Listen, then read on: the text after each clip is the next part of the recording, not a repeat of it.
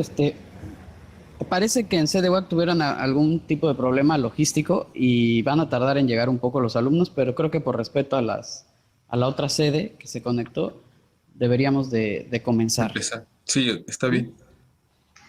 Bueno, ¿qué tal? Bienvenidos todos. Estamos en una emisión más de las conferencias del ciclo de conferencias de Conocimiento sin Fronteras.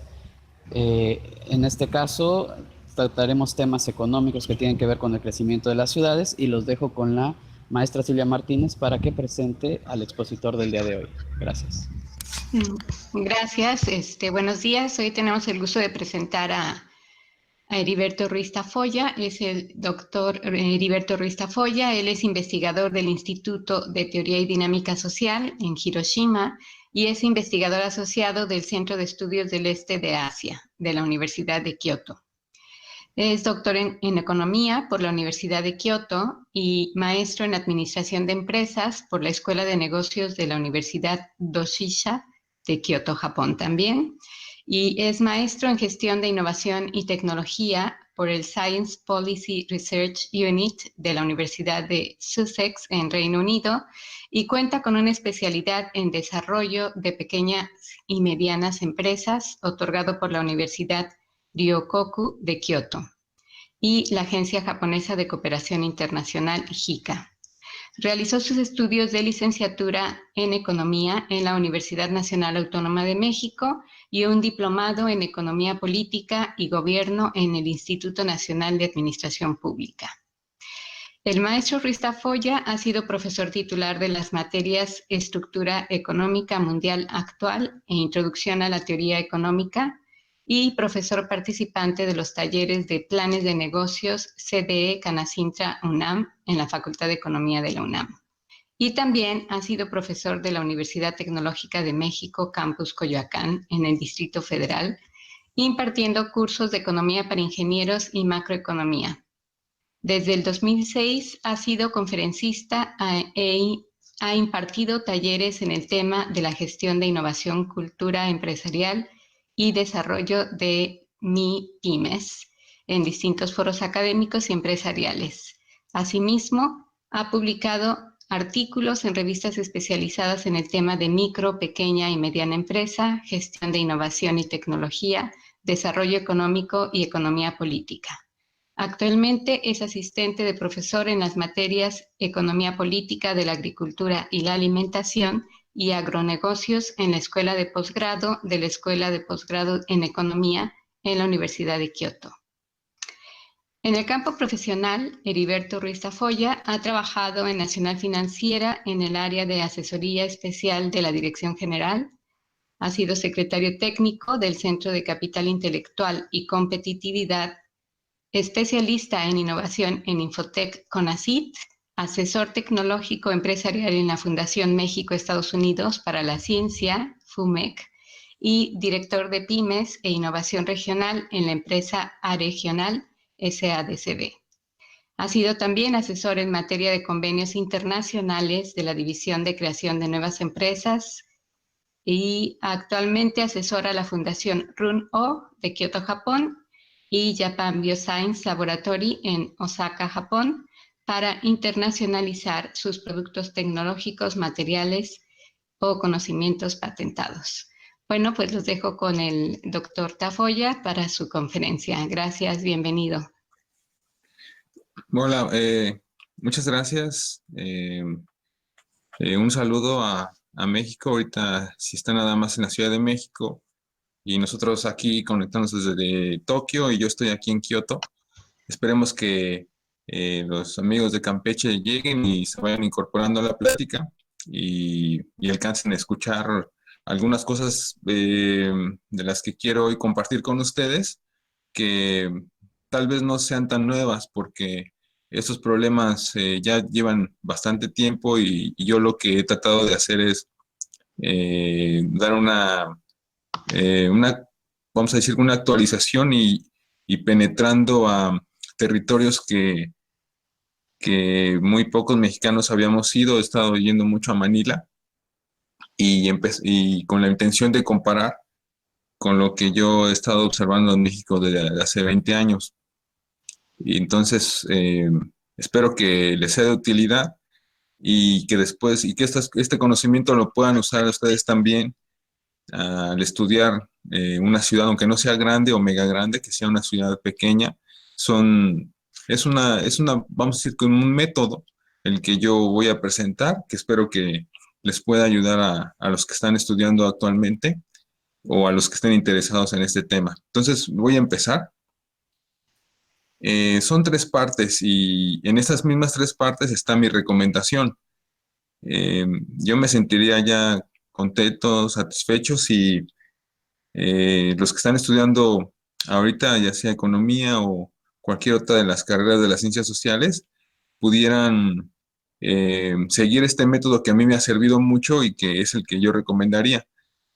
Cuando hacen una tesis, un artículo, una presentación o algún proyecto social o político o empresarial, o el que sea, eh, partir con un problema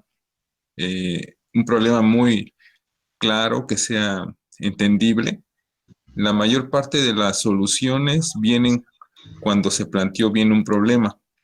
Entonces, plantear el problema ayuda mucho y situarlo en un aspecto general de lo que todo mundo puede entender. Y en este caso, lo voy a usar así. Mi problema o la situación general que voy a presentar es con respecto a las grandes ciudades, las megaciudades y a la alimentación. El punto 2 es ya bajar a lo particular, o sea, hablar de la situación en particular o algún caso de estudio, y voy a referir esta problemática. Del punto 1 la voy a bajar, aterrizar a Metro Manila. Pero así como puede ser Metro Manila, puede ser la Ciudad de México o puede ser otra de las grandes megaciudades del mundo. Y también puede ser ciudades medianas, ciudades pequeñas. Estoy escuchando ahora mi eco. No sé si sea un micrófono que se prendió bueno, ahora sí, ya se fue. Y el último punto son riesgos y las soluciones. El último punto sería ya el análisis de lo nuevo que se identificó, cuáles fueron los efectos y si se puede plantear algunas soluciones. Y así mi presentación tiene estas tres partes. Empecemos con la primera, el tema de las megaciudades. La población en el mundo ha crecido de una manera exorbitante en los últimos 50 años. Y lo más preocupante es que se ha habido un desbalance entre lo que es la población urbana y la población rural. Desde el 2018 fue la primera vez que se detectó que hay una mayoría de personas viviendo en ciudades que en el campo. Todavía en 1900, en la década de los 90 y a principios de la década de los 2000, estaban en los 90 por abajo había más gente viviendo en zonas rurales. En los años 2000 casi estaba en la mitad, 50 y 50, y ahora ya no, la gran mayoría vive en ciudades. Y se proyecta que para ya el 2050 ya va a ser lo doble o casi un poco más del doble de personas que van a vivir en las ciudades, a un total de 9.000 millones de habitantes. Ahorita estamos alrededor de 7.600 millones de habitantes, que es un montonón de gente, imagínense.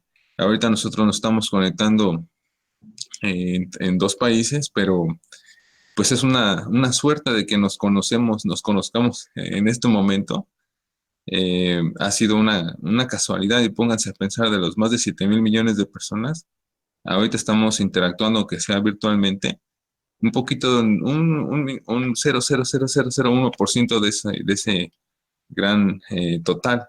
Entonces hay que sentirnos contentos de ahorita estar compartiendo esto, porque es algo que normalmente la gente no reflexiona. Bueno, el tema de que la gente viva más en las ciudades que en lo rural ya se vuelve un problema.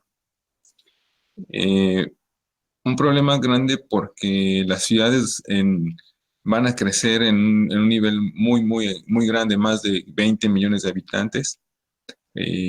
tan solo algunas que son de 10 millones de habitantes. En 1970 eran 55, ahorita son 529 y va a haber en el 2030 752. Pero muchas de esas, más de 10, incluso rebasan los 20 millones.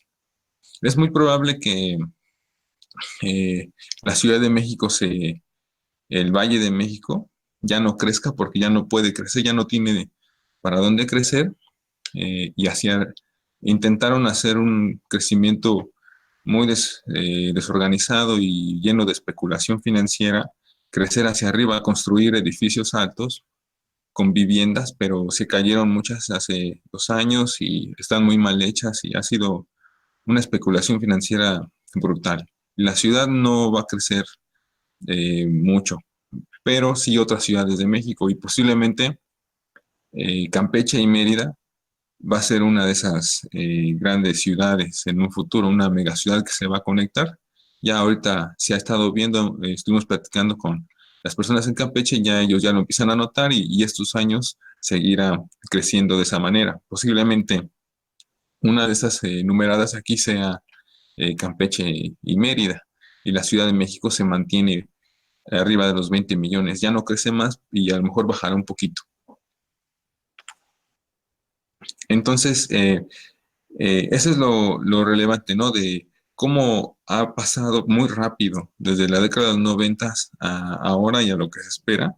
El tamaño de las ciudades se vuelve inmanejable en términos energéticos, en términos del agua, en términos del transporte y el tema del alimento, que es al que yo voy a referirme un poco más, porque las personas que viven en las ciudades tienen una vocación de consumidores, de comer, no de crear, no de producir alimentos, sino consumirlo. Entonces, alguien, ¿quién lo va a hacer, no?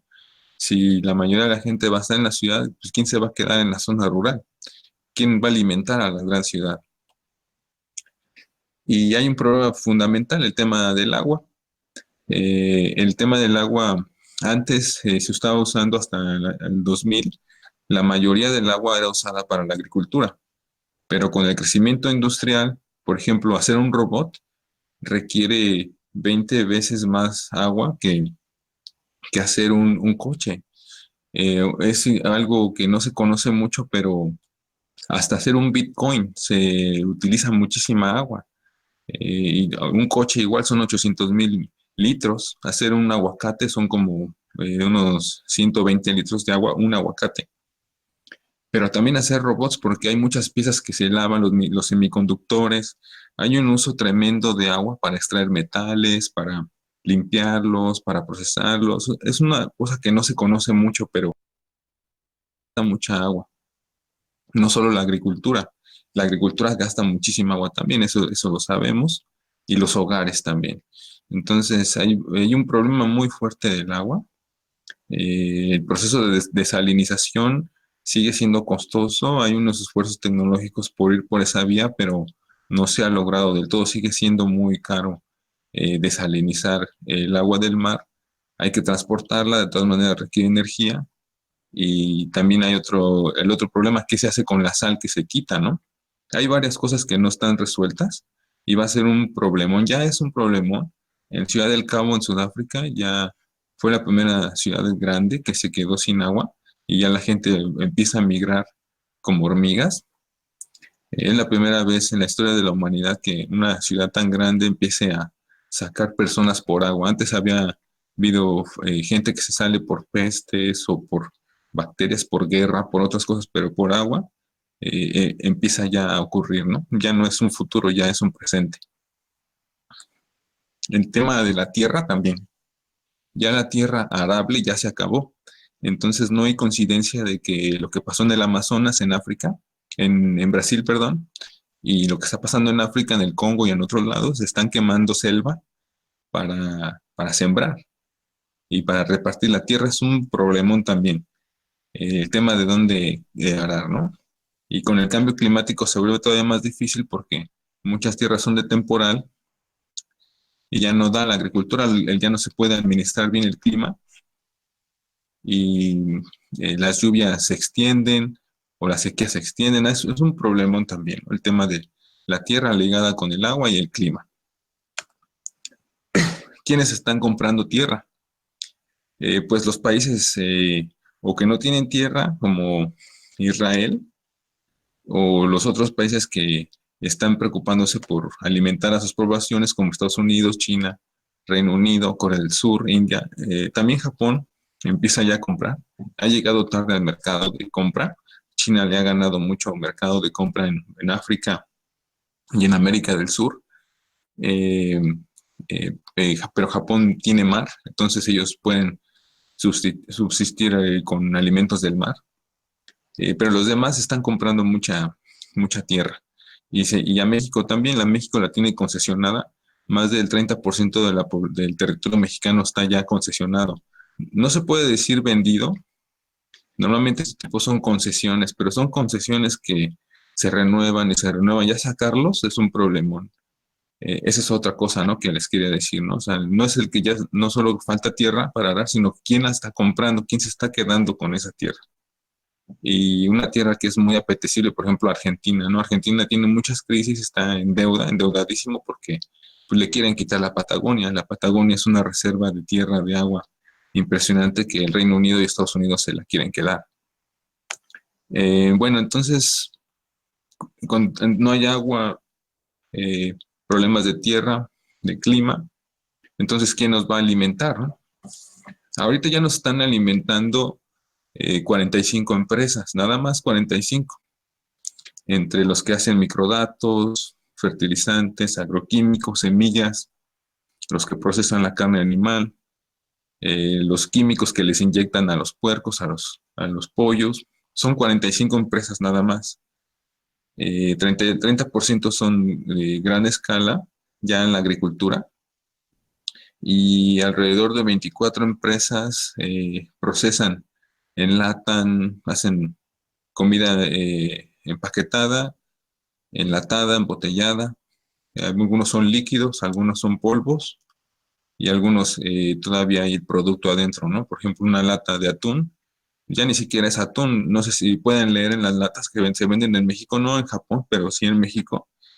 Ya no 100% atún, ya lo mezclan con soya o con otras cosas. Pero como la gente no lee, piensa que están comiendo atún.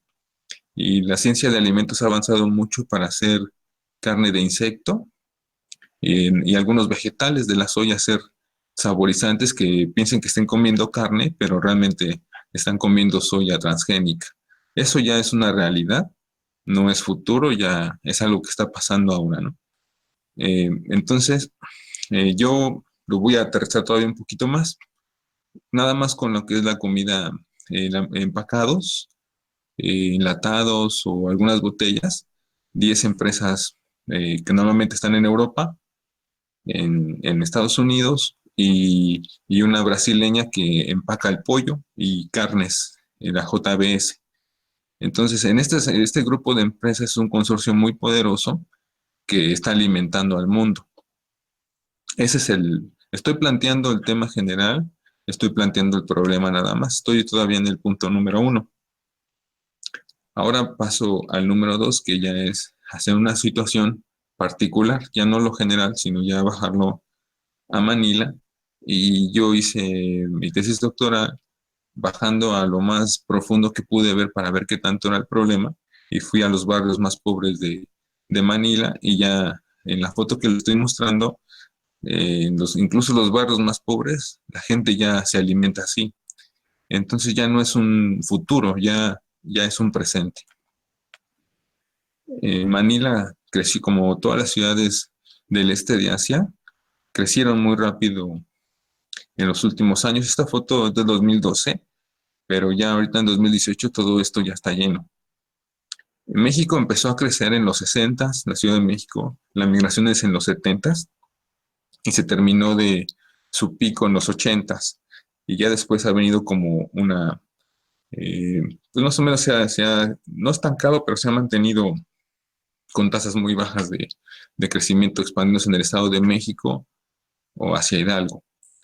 Y no se ha podido hacia Cuernavaca, pero porque está en el Ajusco, pero también ahí se ha crecido, ¿no? Se han tratado de conectar Pachuca, Toluca, Cuernavaca y Puebla, una gran mega ciudad, pero En México empezó ese tránsito antes que Manila. Manila fue prácticamente después de los 90. Antes vivió una dictadura de muchos años con el Fernando Marcos y Filipinas estuvo más que estancado, estuvo realmente literalmente en un hoyo. Y ahora pues ha llegado mucha inversión de China, la región en general está creciendo mucho, hay mucho dinamismo, pero los problemas de planeación urbana no se solucionaron y la desigualdad es tremenda. Yo hice investigaciones en barrios de este tipo que están así, todos hacinados. Entre las casas están pegadísimas, viven 100 familias en muy pocos metros y a veces pocos lugares más grandes, pero con miles de personas. Es un lugar, Manila, Dakar y algunos de la India son de las ciudades con mayor nivel de hacinamiento de población encimada, ¿no? Unos con otros. Y en algunos de esos barrios yo encontré, por ejemplo, esos productos listos para vender, e incluso si hay inundación, porque constantemente hay partes de la ciudad que se inundan, hasta 1 metro. Eso es muy frecuente en la época de lluvias.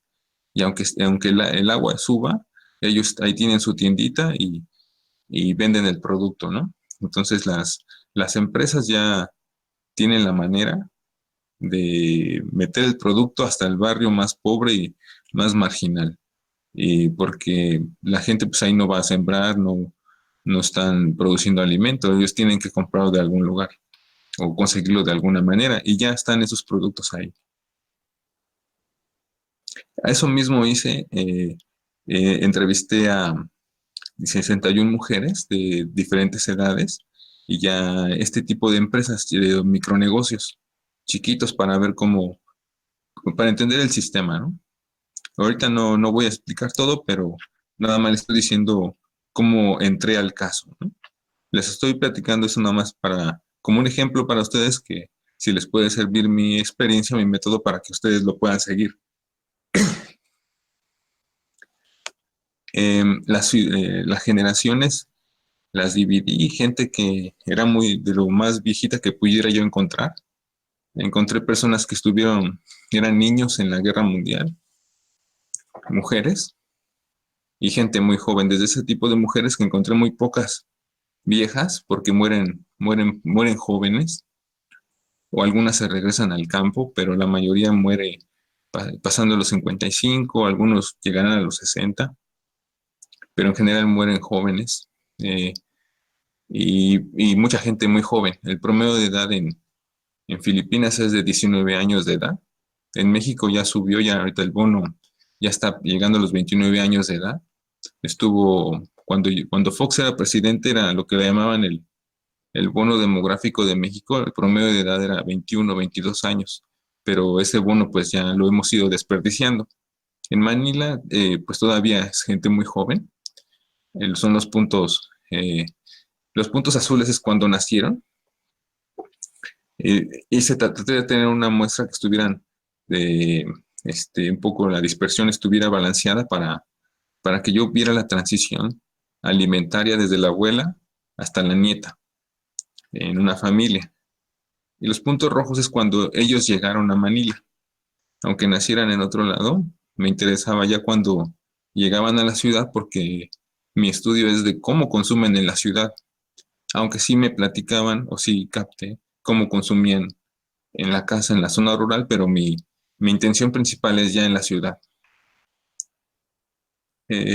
Manila es relevante para el mundo, bueno, para justificar mi estudio, porque está entre las top 10 de ciudades con más habitantes en slums, en barrios pobres, y México también está en esa lista. Están en esa lista, pero la proporción de personas que viven así es 40% de la población urbana vive de esa manera en lugares muy hacinados y con una infraestructura muy limitada. También otra relevancia es de que se ha disparado el número de territorios informales, así invaden la tierra, ahí se quedan a vivir como campamentos y después se vuelve ya el barrio, los slums en inglés.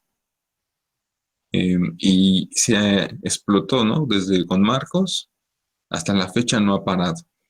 Eso también lo vuelve un caso interesante porque no necesariamente si hay crecimiento económico, eso quiere decir que las cosas se van a arreglar. Al contrario, hay veces que el crecimiento económico va a traer más desorden urbano. A México le pasó así y a México ahorita ya está en el desorden urbano, desorden económico. México está como en una etapa más madura que lo que le pasó que lo que Manila. Manila todavía está como en un apogeo, en un boom. Y México ya está en una etapa más madura, de alguna forma hasta decadente. Esperemos que se recupere, pero por lo menos ahorita está así. La ciudad está en decadencia. Ahora del consumo, lo que encontré fue que sí, hubo ya un avance de lo que es la comida empacada, a diferencia de hace 10 o 15 años que el porcentaje no llegaba al 10%. En una década la gente ya está comiendo más estos productos empacados de distintas ramas. Ahorita les enseño la taxonomía de qué significa este concepto de comida empacada y que lo separo de la comida rápida de McDonald's. Eso no es lo que estoy considerando como comida empacada, eso ya, ahí, esa es comida rápida, ¿no? La comida empacada me refiero a que son, me voy a adelantar, se refiere a eh, sopas Maruchan, latas, dulces, panecillos, carne empaquetada, el café, el Nescafé, el Chocomil, todas esas cosas, ¿no? La leche en polvo, las galletas, los refrescos, los jugos en polvo, las aderezos, las mayonesas, todo eso es a lo que me refiero como comida empacada. Y logré captar las marcas, las empresas que lo están haciendo, logré ver las proporciones con respecto a otro tipo de alimentos que no son empacados. Entonces todo eso me dio una buen entendimiento de lo que estaba pasando ahí, quién lo hace, cómo llega ahí, cuánto consumen, por qué lo consumen, todo eso, ¿no?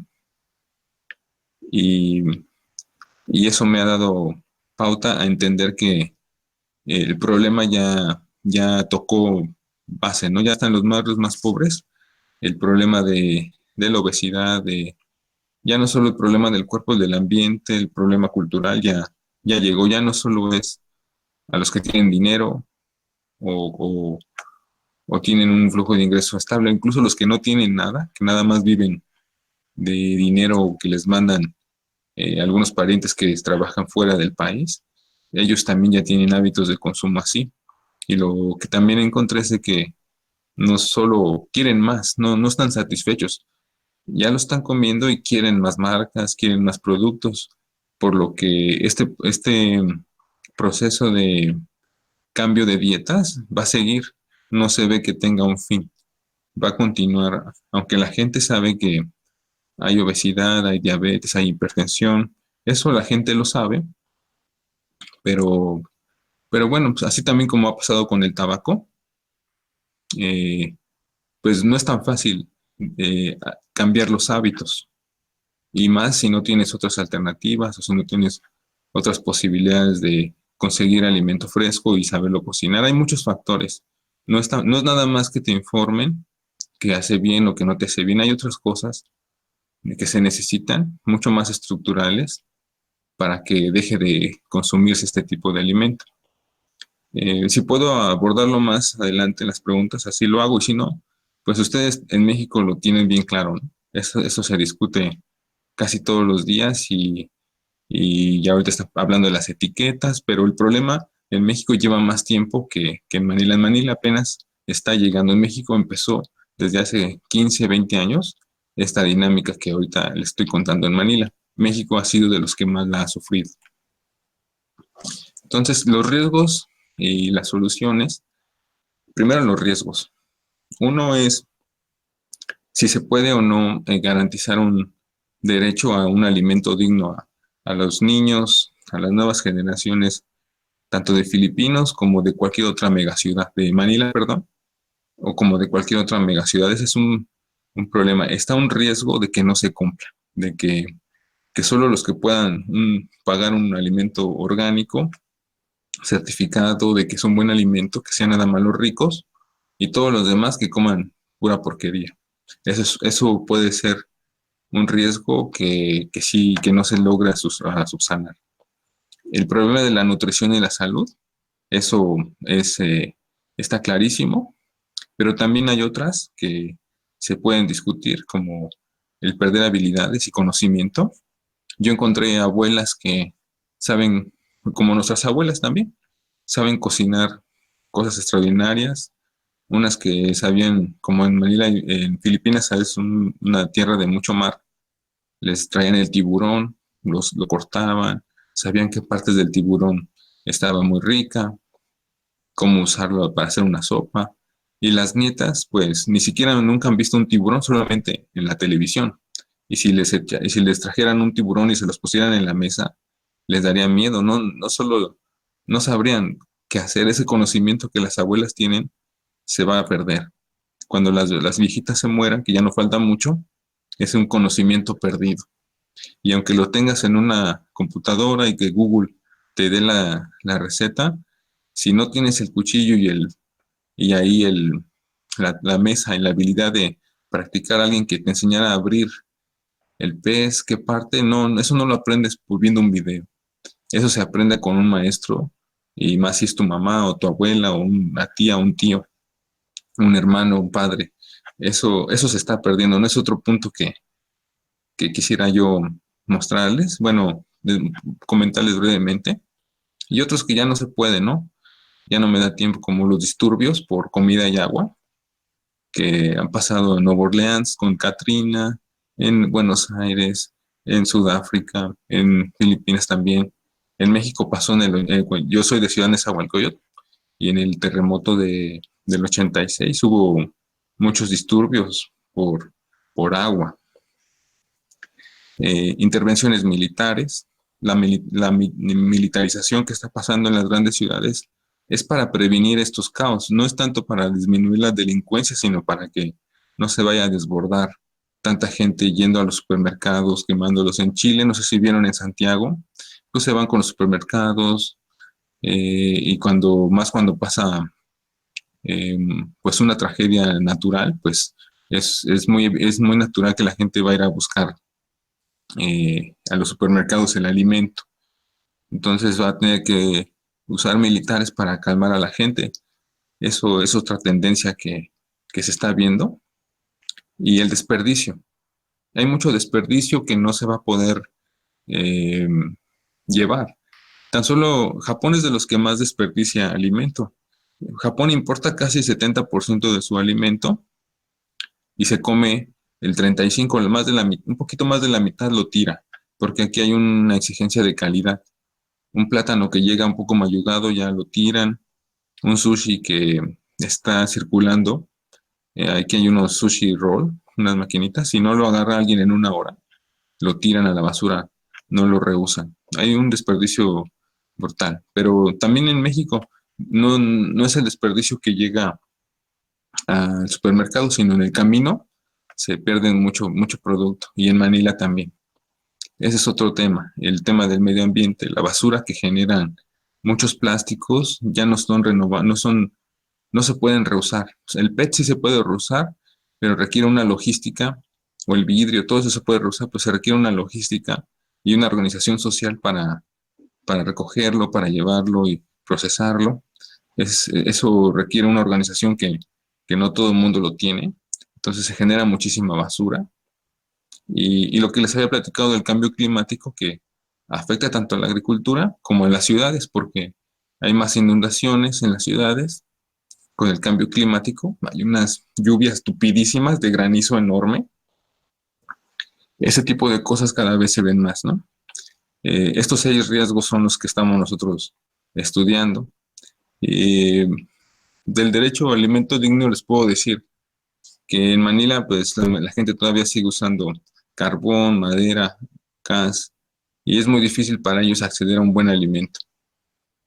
En la nutrición, pues, eh, está, está muy mal. Antes pasaron de la malnutrición, de que no comían nada, ahora a comer pura cosa, pues, que engorda y que no da nutrientes necesarios, no da la proteína, son puros carbohidratos o grasas saturadas.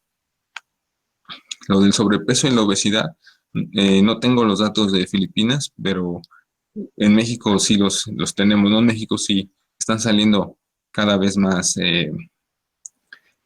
porque en México ya está la alerta de la epidemia de obesidad. Y entonces ha sido una tragedia que en una generación de mexicanos, ya si sumamos el sobrepeso y la obesidad, ya más del 50% de la población tiene sus problemas. Y lo peor de todo han sido con los niños, son los niños más obesos del mundo, ¿no? O con más sobrepeso del mundo. Eso es algo que ya ustedes ya lo saben bien. Y lo que a lo mejor no lo habían discutido tanto, que yo estoy investigando más, es el tema de el perder las habilidades, porque una persona que está aquí como esta persona trabaja en esa tiendita, como las de allá en México, está todo el día sentado, no hace nada. Algunos, ustedes también lo han visto, nada más están viendo su celular, si tiene el celular, pero realmente no aprende nada, nada más estar ahí en la tienda. Compran, venden, pero no agarran, no tiene ningún conocimiento. Y si fue a la escuela a 6 años o 9 o 12 años de educación, pues no lo usa. Su capacidad de aprender ahí va a ser muy poca. También esta señora que está aquí a la derecha mía, aquí en la pantalla izquierda de ustedes, ella antes cocinaba lo que vendía y ahora no, ella compra productos procesados, así como Nescafé o Milo o alguno de esos con cereales, y en esos botes rosas lleva agua caliente, las Maruchan, todas esas cosas. Y entonces ya no cocina ella, nada más le pone agua caliente y anda vendiendo eso. Atrás viene un niño encueradito, hay muchos ahí encueraditos ahí en esas calles. Entonces ella ya no cocina y ya se le está olvidando lo que había aprendido con su mamá o con su abuela, pues ya no practica. También este señor de en medio, pues ya nada más, ni siquiera abre el negocio, nada más ahí exhibe las Maruchan, que son Maggi. A esa comunidad le gusta mucho las sopas Maggi. Ya ni siquiera hace un esfuerzo por poner el negocio, ¿no? Como el de acá a la izquierda, que sale esa señora arrastrando su triciclo hasta la playa. Yo estoy estudiando ese tipo de cosas que parecen, pues a lo mejor no tan importantes, pero para mí sí, porque si las personas pierden habilidades, sus hijos y sus nietos van a ser unos ignorantes completos. O sea, vamos a tener una generación a 20, 30 años completamente inútil, y dependiendo de alguien que les haga la comida, ¿no? Porque ya no van a tener las habilidades ni siquiera de prepararse ellos mismos. Ese es ahorita donde yo me estoy concentrando más en mi trabajo.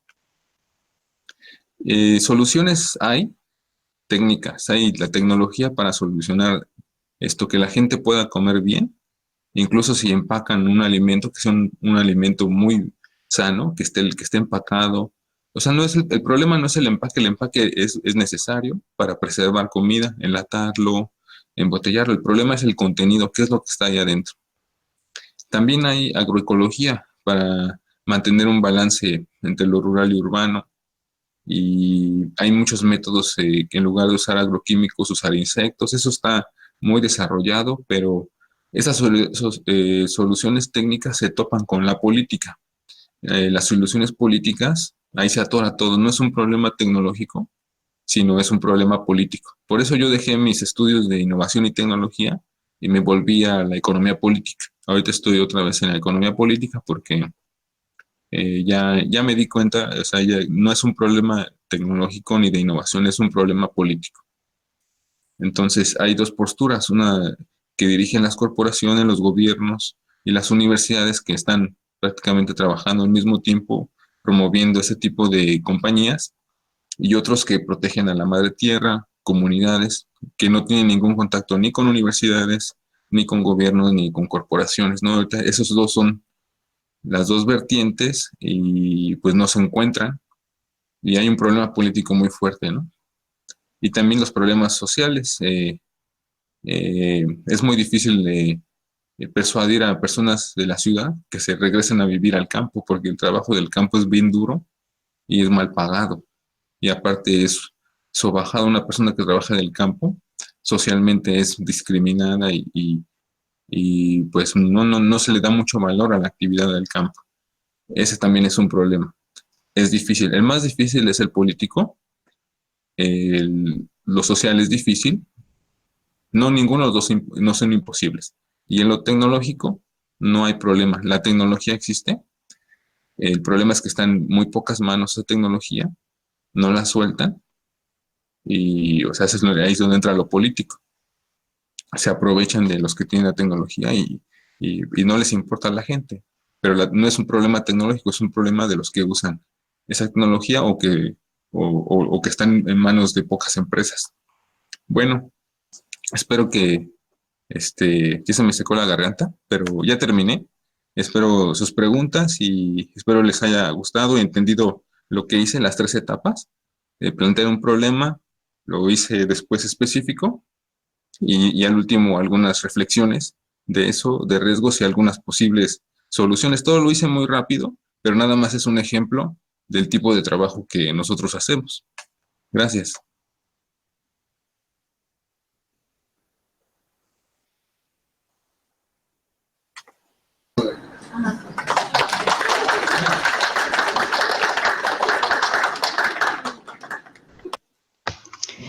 Gracias, Heriberto. Y pues si quieren hacer algunos comentarios, preguntas, estamos ahorita en el tiempo para hacer este tipo de interacción. Así que si por sedes tienen algunas preguntas, nos las pueden hacer.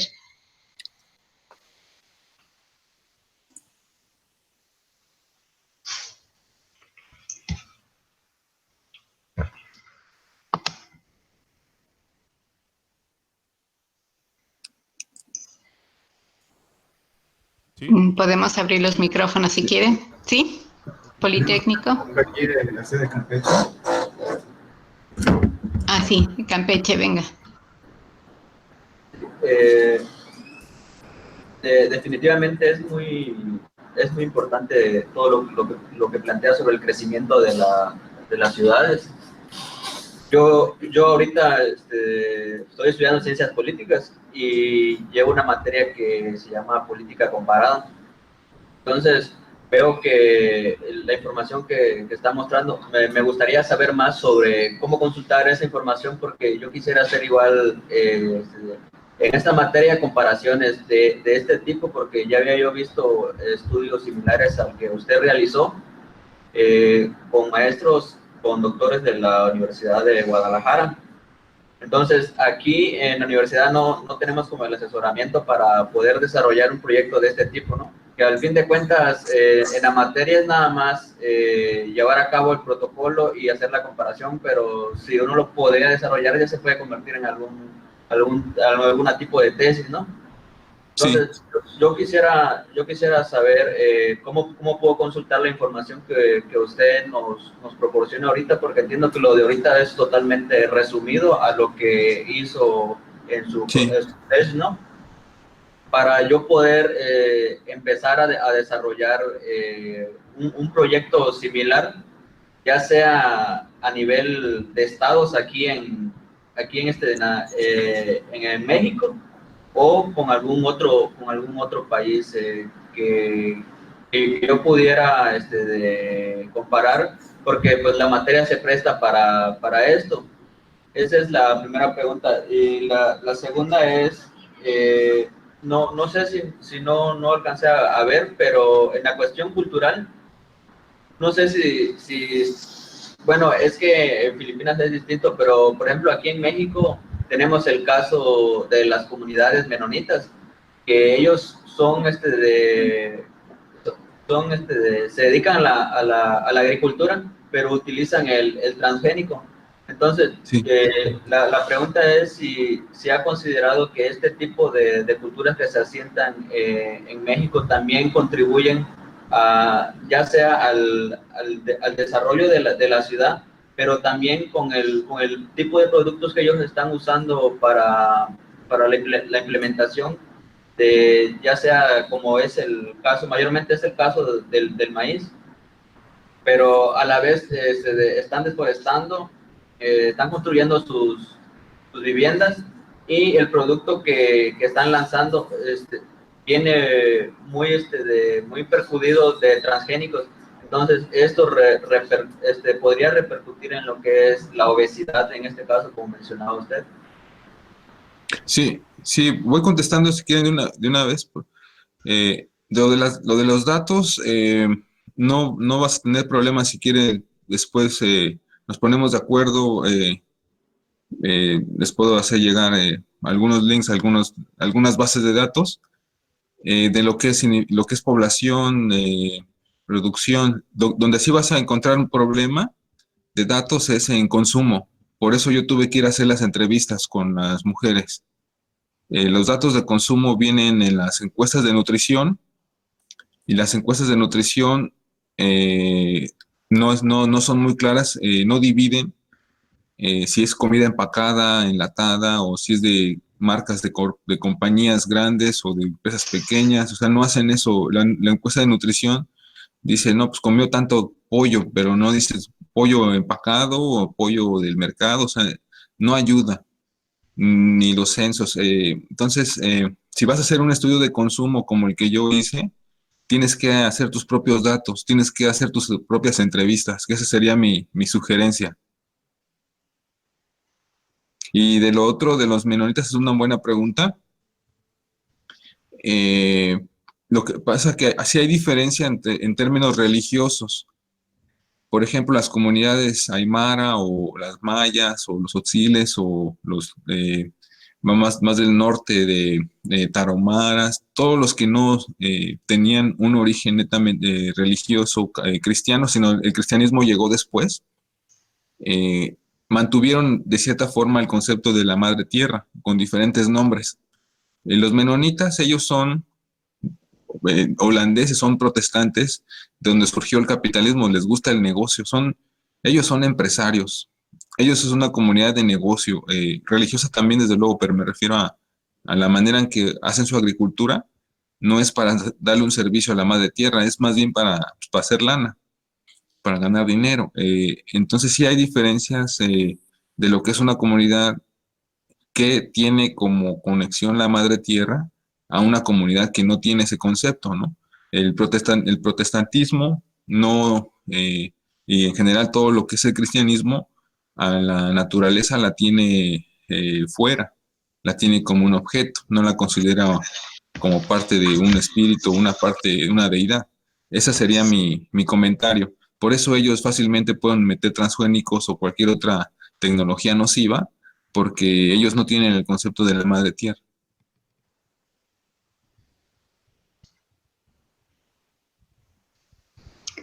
Muy bien, gracias, Heriberto. ¿Alguna otra pregunta? Creo que la sede Politécnico tenía una pregunta por ahí. Así es, así es. Muy buenas noches. Te escuchamos. Doctor Heriberto, le agradezco la presentación. Es muy interesante todos los puntos que usted menciona sobre la parte de la alimentación. A mí me surgen algunas dudas referente a el transporte. Veo que son megaciudades, veo principalmente esa ciudad. ¿Cuál es su medio de transporte principalmente en esa ciudad? Sí, el transporte de las personas o del alimento. Principalmente las personas y también de los alimentos. Sí, las personas en Manila, la mayoría se mueven un jeepney. Es un jeep adaptado para cargar personas. No sé si han ido a Mazatlán. En Mazatlán les llaman las pulmonías, que les entra el aire porque hace calor, ¿no? Acá igual, acaso es un jeep, donde meten un montón de gente. No hay combis ni microbuses así como en México. Y mucha gente en triciclos, mototaxis, así, ¿no? Bicicletas. Ese es su medio de transporte. Sí hay metro, pero muy pocas líneas y insuficientes. Mucho tráfico, por lo mismo, ¿no? De que no hay un transporte público, no hay autobuses, es un lío, no es, es una ciudad que no se puede mover. Y los alimentos llegan diferente porque en México llegaron a la central de abastos. Originalmente, voy a hacer primero el comparativo de México para que me entiendan.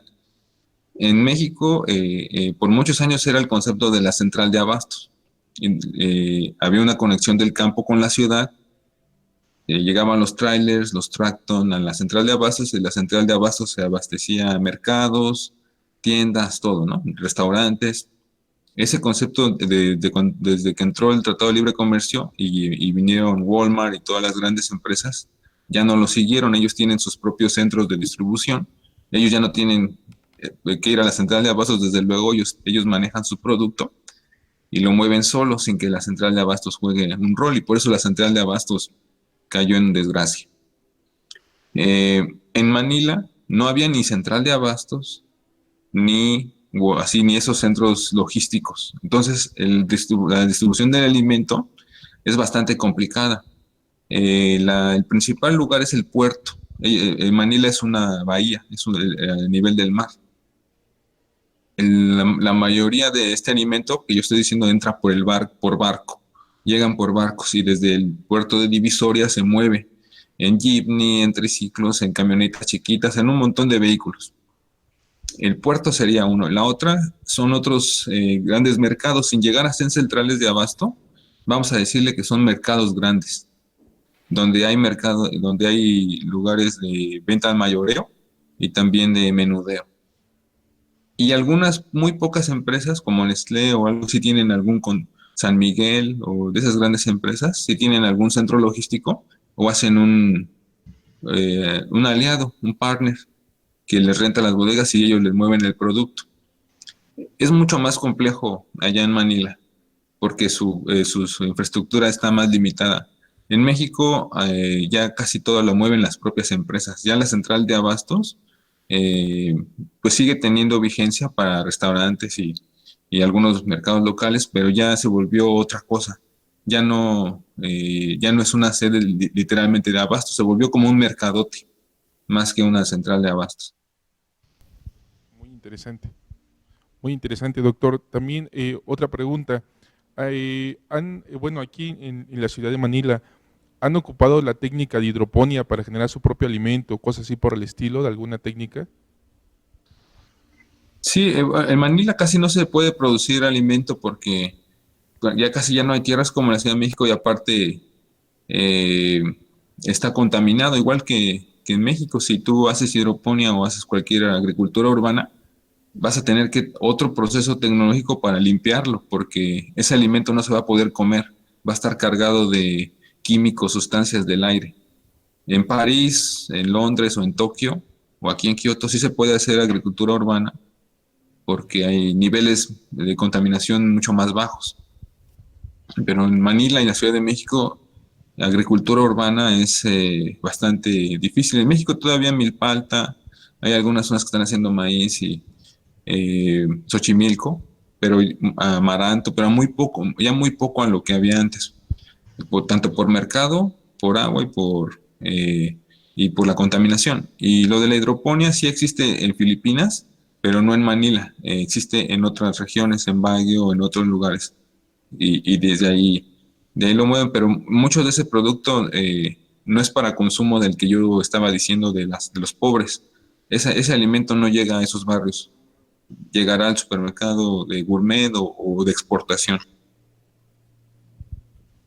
Doctor, pues muchísimas gracias, le agradezco la información. Muy amable, gracias. Un saludo desde México. Gracias. ¿Tenemos alguna otra pregunta por ahí? ¿Algún comentario que quieran hacer? Cualquiera de las sedes.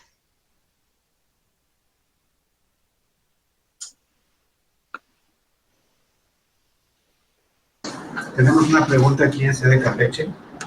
Sí, por favor. Yo solo tengo una duda con la gráfica que mostró del porcentaje de obesidad. Ya que usted Sí. dijo que había diferencia entre la comida rápida, como Burger King y McDonald's y cosas así, y la comida empaquetada como atún, etcétera. La Sí, gráfica de obesidad que usted mostró y el porcentaje, ¿es solamente de la comida empaquetada o también está afectando la comida rápida? sí, la que mostré es lo que consumen y la gente más pobre consume más la empaquetada que la comida rápida. La comida rápida van una vez al mes en un cumpleaños, es todavía como un lujo. Eso va a ir creciendo más.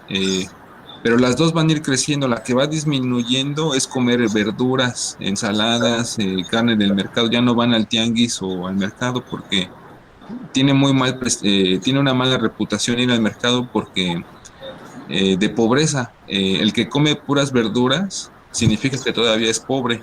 El que come ya productos de marca o productos carne, aunque sea carne empacada, o el que va al McDonald's o al Jollibee o al Kentucky Fried Chicken, ese es un estatus social mayor. Eso en México pues también pasó. En México ojalá que se salgan más rápido de esta crisis que en Filipinas apenas. Vamos a decir que en Filipinas está como México estaba en los 80. Filipinas todavía va a tardar a llegar a lo que México está sufriendo, pero ya se está viendo esa cuestión. Ir al McDonald's, a comida rápida, es una vez al mes. Esta gente muy pobre. En México ya hasta los más pobres, ellos van, es más fácil que vayan, ¿no? Se coman una pizza o una hamburguesa. Eh, y la obesidad, las dos impactan. Vamos a decir que eh, lo importante es la frecuencia. En la comida rápida, el aceite con la que hacen las pizzas, las hamburguesas, es el problema, ¿no? Es una grasa que no quemas ni corriendo un maratón. Es una grasa que se te pega al cuerpo y no se quita.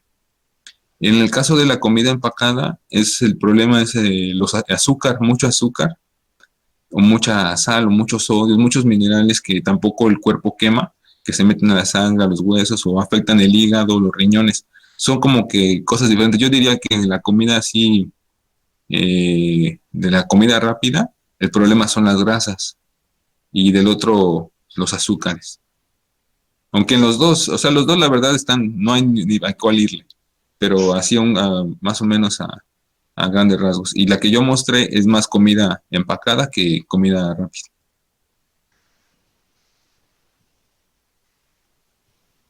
Muy bien, gracias. ¿Algún otro comentario o pregunta?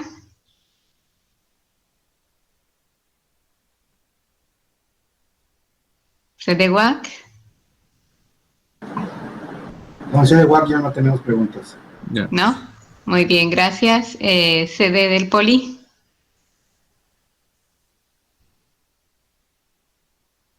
Yo quisiera, si no me preguntan, nada más hacer una última reflexión, porque sus preguntas fueron más al tema de la nutrición y la salud. Yo soy economista, no soy un nutriólogo.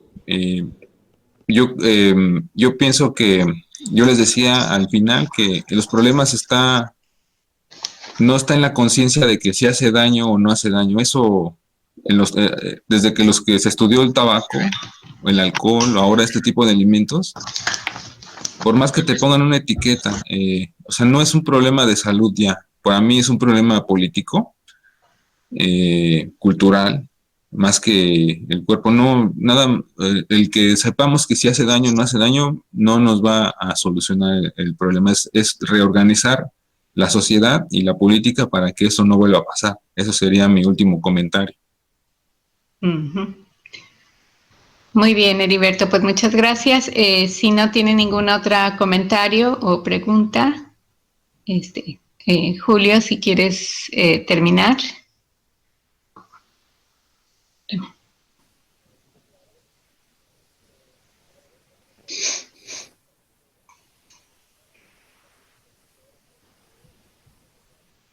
Sí, Julio, terminamos la sesión de hoy.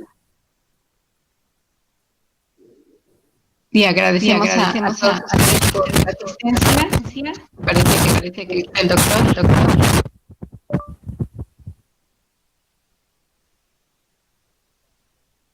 Julio, ¿dirás algo? ¿Palabras? Bueno, entonces, perdón. En ese momento. Hola. Sí. ¿Me escuchas? Sí, ya te escuchamos. Ah, ok. Disculpen, hay un problema con el micrófono, pero sí me escuchan. Sí. Ok, quería agradecer a las sedes y a los asistentes a esta sesión de Conocimientos sin Fronteras. Una disculpa al expositor porque en la sede UAC tuvimos ahí un pequeño problema con la logística de los asistentes. Como estamos ya dispersos en distintos campus y además el clima está un poco adverso hoy, el día de hoy en Campeche entró un frente frío, pues se complicó un poquito movilizar al personal hacia el campus 1, ¿no? Al campus central. Les agradezco mucho al expositor, a Silvia, que están haciendo su mayor esfuerzo en la madrugada ahorita en Japón para podernos dotar de estos conocimientos y de estos puntos de vista muy interesantes. Muchas gracias. Pues gracias a ustedes y nos vemos en la próxima conferencia que será dentro de unos pocos días. Y muchas gracias, Heriberto. Gracias por invitarme.